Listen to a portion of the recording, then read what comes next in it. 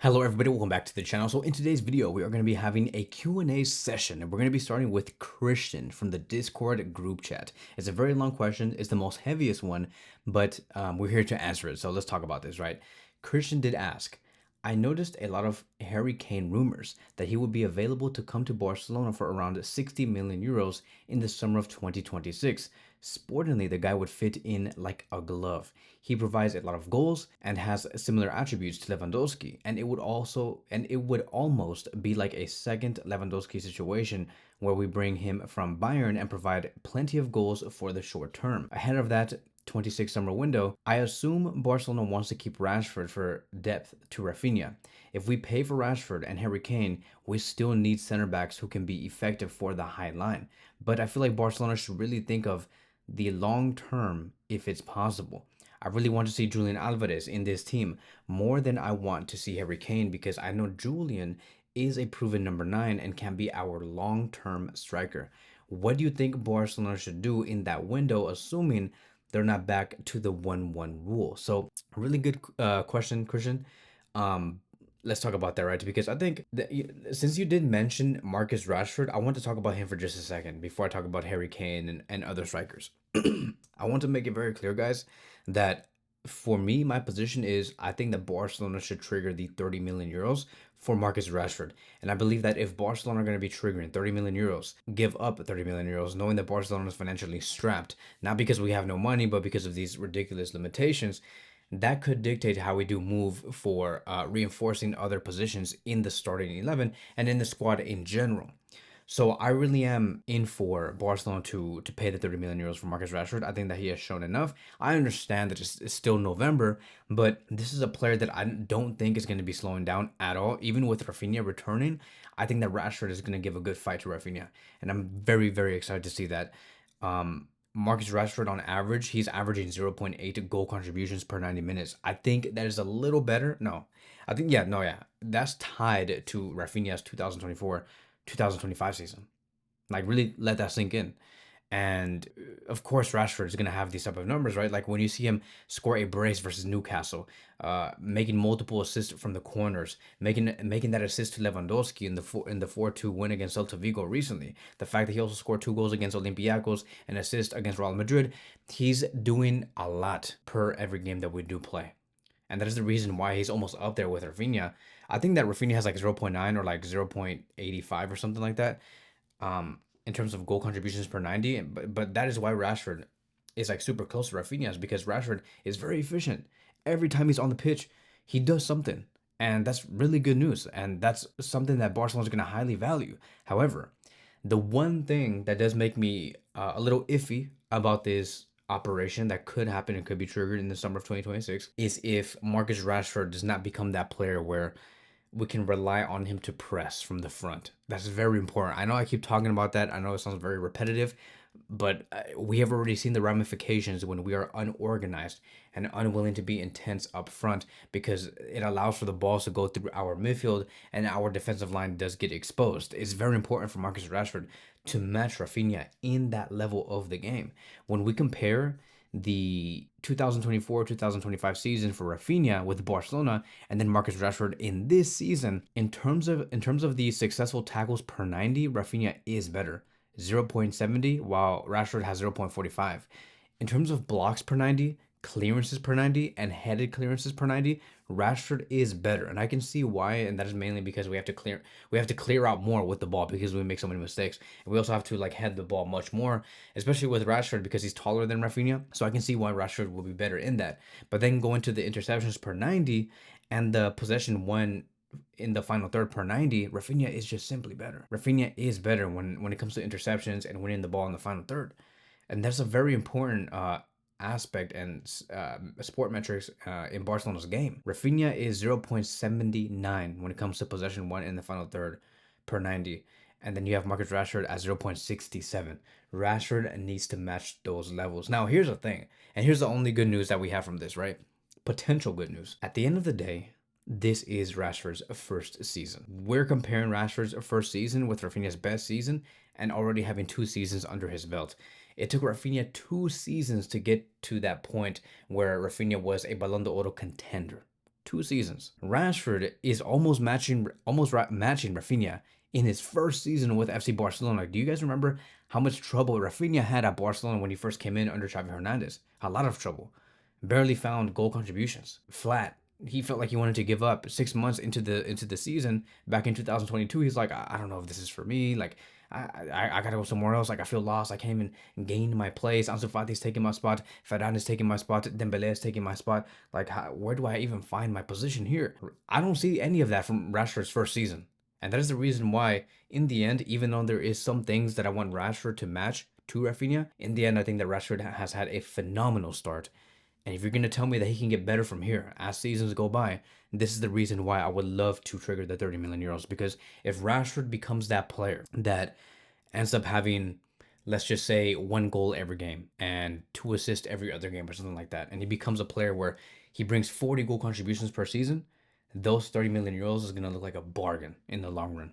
So now moving away from that, right? Because I know that you mainly talked about the striker position, but I got into the whole Rashford conversation. The 30 million euros, if it gets triggered, it does change a lot of things. And I really do think that if Barcelona paid 30 million euros for Rashford, which I think will be worth it, I think that the Julian Alvarez conversation is going to be out the picture.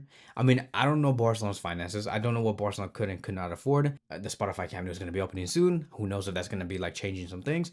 But I'm gonna play it safe and just assume that if we spend 30 million euros on Marcus Rashford, I just don't see Barcelona saying, okay, now we're gonna spend 110 million euros on Julian Alvarez to reinforce the number 9 position.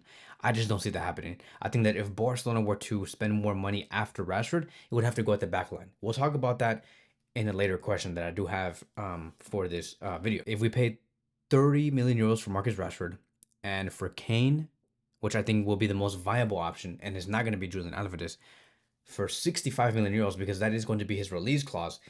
85 million euros to reinforce the attack is really not that bad. I mean, like, Javier Tebas, bro, I don't know if you would allow us to spend 85 million euros. You clearly love letting Real Madrid spend more than 85 million euros every summer, no matter what. Maybe give us one summer where we can spend 85 million euros. When was the last time we spent more than 70 million euros in one summer transfer window? Like, tell me when. When was the last time? Like 2019, 2018? It's been almost like 6 years. Let us spend 85. I think that's not going to hurt us. 65 million euros for Kane, 30 million euros for Marcus Rashford. I would love that. And I know that a lot of people are going to have pushback on paying 65 million euros for Kane. Like, what's up with that? Like, he's going to be 33 years old. Here's the thing. Lewandowski came to Barcelona at the age of 33 years old. How important has Lewandowski been, and how many goals has he scored for Barcelona since he came back in 2022? A lot. Lewandowski has been very important to our style of play, and in order for us to be successful, for us to win 2 La Ligas, I think it's 2 Spanish Super Cups and 1 Copa del Rey. Lewandowski has been phenomenal. He brought us 5 trophies so far since he came. 5 since 2022. And Kane should be no different, because when I look at Kane has the exact same work rate in terms of being physically capable to deliver, focus on the game, only focus on football. How can you improve? How can you score more goals? Kane gives me the exact same thing that Lewandowski gave me when he was 33 years old. Kane will be coming to Barcelona, hypothetically speaking, at the age of 33 years old. And I don't see Kane slowing down whatsoever. You can say, oh, it's just a Barcelona thing and we've been lucky. Maybe it's Lewandowski and then no more. Maybe when Kane comes, he's going to under-deliver and we just got lucky with Lewandowski. No, like, this has been proven multiple times. We can take our neighbors, for example, our amazing neighbors, Real Madrid. Real Madrid got the best out of Benzema when he finally turned 33 years old. Do you guys remember what happened back in 2021, 2022, 2023? Real Madrid won everything. And Benzema, the moment he saw Ronaldo leave Real Madrid, Benzema slowly started to become a very important striker for Real Madrid. And at the age of 33 years old, he peaked all the way until the age of 35. Like, those 2 to 3 seasons that Benzema had with Real Madrid before he left to Saudi, the best striker in the world. And he was almost reaching his mid-30s. So the same thing can be said with Kane coming to Barcelona, right? Maybe this is just a new thing. Maybe this is the new way in modern football, that strikers usually peak between the ages of 31 and 36 years old. I think that's just how it's gonna go for the next few years. I don't know why. Go ask the football gods if they exist or whatever, but it seems like that is the consistency that is showing here. Like, it's just how it is. So I would love to have Kane and Rashford in the summer of 2026. And I know, bro, Christian, that you want to see Julian Alvarez, but I just don't think that it's going to be financially feasible. So let's move on towards the next question. And this is coming from Sihito. Sihito or Kehito. I don't know how to pronounce your name, bro, but thank you for the question. And you have asked, Flick has got to have some kind of vendetta against playing Bernal. I get not rushing him back after a huge ACL injury, but even in an injury crisis, he's not being used in the midfield. I don't even think a duo of Bernal and Kubarsi in the defensive side would be a horrible idea. So first of all, bro, I'm going to rule this out completely.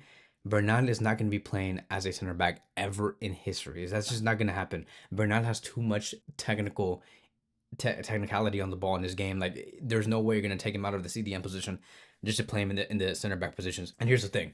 I know where you get your ideas from, because I know that you and me are Barcelona fans. We have seen Barcelona for the past 10, 15 years. Yes, we have seen Mascherano go from the CDM position and into the center back position. We have seen Sergio Busquets from the CDM position go into the center back position. Hell, there has been some sequences, like maybe 5-6 games, where we have seen Frankie de Jong go from the CDM position and start on the center back position. It has happened before. We can even talk about Christensen. CDM position, center back position. I understand that there's a correlation between those two positions. But I think that with a player like Marc Bernal, it is just something so different. I think that Marc Bernal has so much potential to be the best CDM in the world if all things go correctly for him. There is no way that we should be able to mitigate that just by placing him in the center back position only because we want to see more minutes from him. It wouldn't make any sense. I understand that he also has the height and stuff like that. I mean, like, maybe it could work. Maybe you could be right.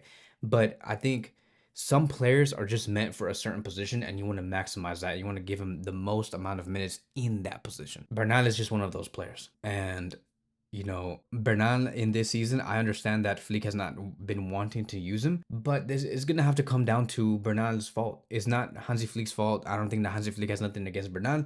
It's just simply Bernal has not shown that he is capable to be better than Frankie and Pedri. And let me tell you something. That is a very high level. To try and say, start me over Frankie and Pedri, that is a mountain that you have to climb. That level is too high. I know that Pedri just got injured, and I know what you're trying to say, but Pedri literally just got injured. Like, literally, like about a week and a half ago, 2 weeks ago. And the majority of the season, we have only seen Frankie and Pedri playing together, and I have not seen that at one point Bernal being better than Frankie and Pedri. As a matter of fact, when Bernal came in that match against PSG and played those 11 minutes where Barcelona lost 2-1 in the season, Bernal looked really off his game. He really did. Like, I'm talking about, dude, like, I know that it takes time to adapt, but you were so off the grid from the rest of the other players. Very slow, very sluggish. And that is not the Bernal that we saw last season in August 2024. That is not the Bernal that we saw. So clearly we can see that Bernal can be better than that. Whatever we saw and how he performed against PSG, you could be so much better, bro. You are much slower than how you started back in August 2024 when Flick first trusted you and you were playing every single game. So he played 9 minutes against Valencia where Barcelona won 6-0. He actually provided an assist, which is crazy. So he has 1 assist in this season so far. Played 1 minute against Real Oviedo, where Barcelona won 3-1, 11 minutes against PSG, 10 minutes against Olympiacos, where Barcelona won 6-1, and then he played 1 minute against Celta Vigo recently. Grand total of 32 minutes being played. Grand total, 32 minutes. That's not even half a game. But, 1 assist and 32 minutes is really not that bad. But that's basically it, dude. Like, Casado provides more, and Casado's not even impressive. So that should tell you how low of a level Bernal is right now. He has to show something during training. He has to. I think Flick has always been 100% correct on choosing what players should be in the starting 11. And Flick has shown time and time again that he does trust on the youth. It's not like he's having a vendetta against the youth in general. Like, he trusts the young players. Just show that you're capable. Just like how he has trusted Dro. Dro has played in games. He has had some minutes. He has trusted in many youngsters. So with Bernal, it's no different. Hansi Flick knows when to take out a player. If that youngster is just not good enough and he should go somewhere else, he'll do it. Like Vitor Roque. Vitor Roque left immediately, even though he was young. Hansi Flick is like, I saw you in the training sessions and you're not going to be good. Like, you can go back to Brazil where you can score more goals and maybe rebuild your confidence. So I think that we should just give it time, and that's it. There's no rush. Frankie and Pedri have the CDM positions on lockdown. You can't move those two players away. They're just too damn good. I think that the next player that could have a say on breaking that Frankie and Pedri duet it's going to be Gavi. But Gavi, you know, he's probably going to be returning maybe in March. And I don't know if he's going to have enough time to like really make a statement to play enough games and be consistent for this season, because that's just too far into the season. And so we'll see. Let's move on towards the next question, and this one's going to be very quick because I talked about this before, but I really want to make this happen for Hams3. He has claimed or asked, rumors has it that we could desperately go for a left-footed center back. Which one do you think is more important, a center back or a striker, since we have been poor in both departments? So we have just talked about the striker position. I've explained how important it is for us to do very well in the striker position. We must have that position on lockdown, have two players that are really good, like for sure, and to be able to rotate, and they have the capacity to score 30 plus goals per season. But if you were to ask me, what do you think is more important, the center back position or the striker position? I would say the center back position is more important to reinforce, because if you just tell me, Kevin, you know, Joan Laporta just decided to stick with Lewandowski for another 2 or 3 years and whatever, I would be happy with that, because Lewandowski is not even slowing down. That is why I say the center back position is more important, because I think that there is some players that have been a little shaky, not to the point where I think that they should leave, like Araujo or Christensen or maybe sometimes Kubarsi. But I think that all in all, we need to have another center back that's left-footed, somebody who can literally replace Inigo Martinez, because we don't have that. And having a left-footed center back to play next to Kubarsi, who's going to be playing on the right center back position, would give us more fluidity. And so yes, the striker position is very important to reinforce. I want to have some sort of movements happen in the summer. But if it comes down to either one of these two positions that we must deliver on, I would just say the center back position. And the one center back that I would bring in would be Nico Schlotterbeck. Nico Schlotterbeck from Borussia Dortmund. We talked about him before. Like I said, he's 6 foot and 3 inches. So that would automatically make him one of the tallest, if not the tallest, player at FC Barcelona. It would help us on the aerial duels. He's 25 years old, so very young for a center back. Somebody who can just come in and give us a good 5 to 6 years of prime center back football.